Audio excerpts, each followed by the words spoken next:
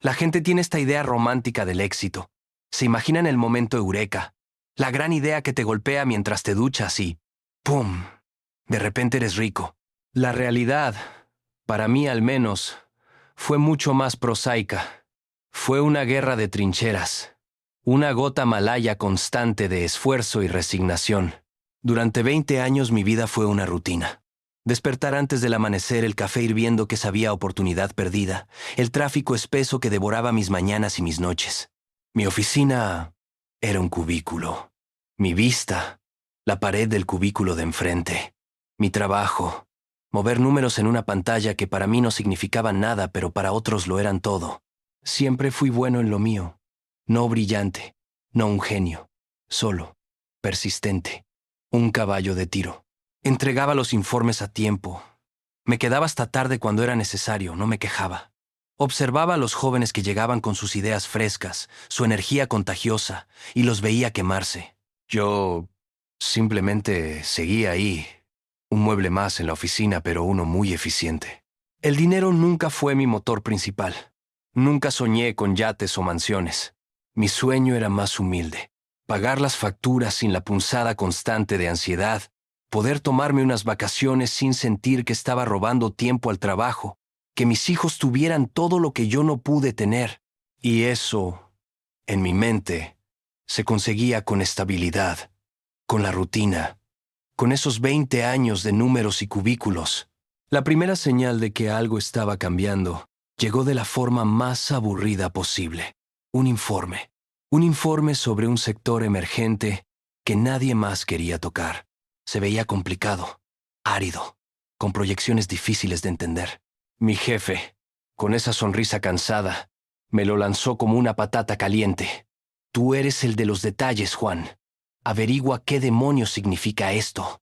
Me sumergí en él, noche tras noche, en mi pequeña mesa de la cocina después de que los niños se acostaran, desentrañando datos, buscando patrones. No era una chispa de genialidad, era pura carpintería. Desglosé el informe, lo mastiqué, lo digerí, y entonces vi algo, no un tesoro escondido, sino un pequeño resquicio, una oportunidad casi invisible, que otros habían pasado por alto. Cuando presenté mis hallazgos, el silencio en la sala de juntas fue ensordecedor. Nadie había esperado nada más que otra presentación monótona. Pero yo no solo presenté datos, presenté una visión. Un camino que, con un riesgo calculado, podría multiplicar las ganancias de la empresa de una manera que nadie había imaginado. La inversión inicial fue una locura. Me llamaron imprudente, un soñador, un loco. Pero yo había hecho mis deberes. Había estudiado cada variable, cada posibilidad. La empresa arriesgó. Y lo que siguió fue como ver una semilla germinar en cámara rápida y convertirse en un árbol gigantesco, frondoso y lleno de frutos de oro. En un año, la división que yo lideraba, que había comenzado como una nota a pie de página en un informe aburrido, era la que generaba más beneficios de toda la corporación. Mi nombre empezó a susurrarse en los pasillos, no como el que mueve números, sino como el que lo hizo posible. Y así, poco a poco, sin darme cuenta de inmediato, el dinero empezó a llegar. No a cuentagotas, sino a borbotones.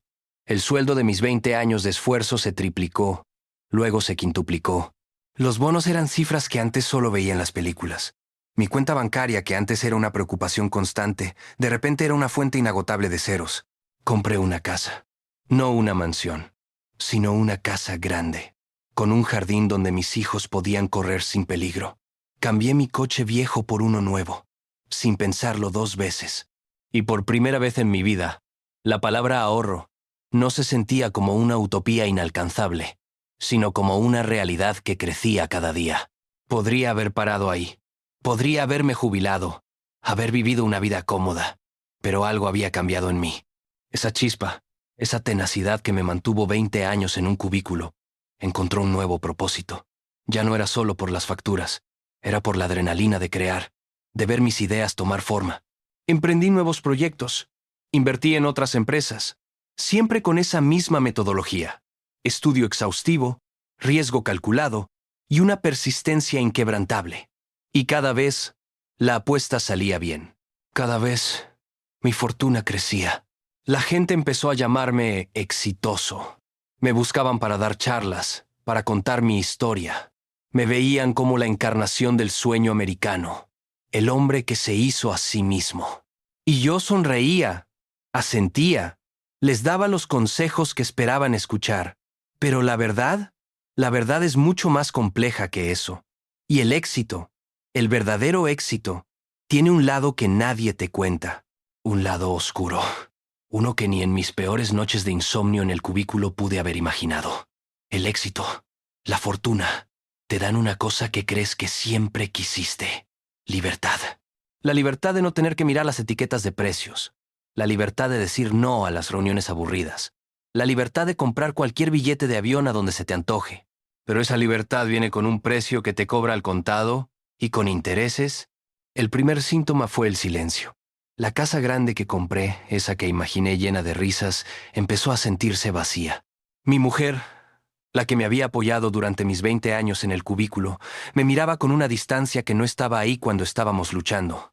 Estaba físicamente presente, pero su mirada estaba perdida en un horizonte que yo no podía alcanzar. ¿Qué te pasa? Le pregunté una noche, después de regresar de un viaje de negocios en el que había cerrado un acuerdo que me reportaría millones. Ella estaba sentada en la cama, leyendo una revista de decoración. Levantó la vista, y esa mezcla de tristeza y resignación me golpeó como un puñetazo. No pasa nada, Juan. Simplemente, ya no sé quién eres. El hombre que había invertido en el futuro de nuestra familia se había convertido en un inversor de tiempo parcial en su propia vida. Mi rutina de cubículo había sido reemplazada por una rutina de aeropuertos, cenas de negocios y llamadas a medianoche con Asia. Había cambiado una prisión por otra, solo que ésta tenía vistas panorámicas y un chofer. Mis hijos. Ese era el verdadero puñal. Los había visto crecer a distancia. Al principio, se emocionaban con los regalos caros, el nuevo videojuego, el viaje a Disney World.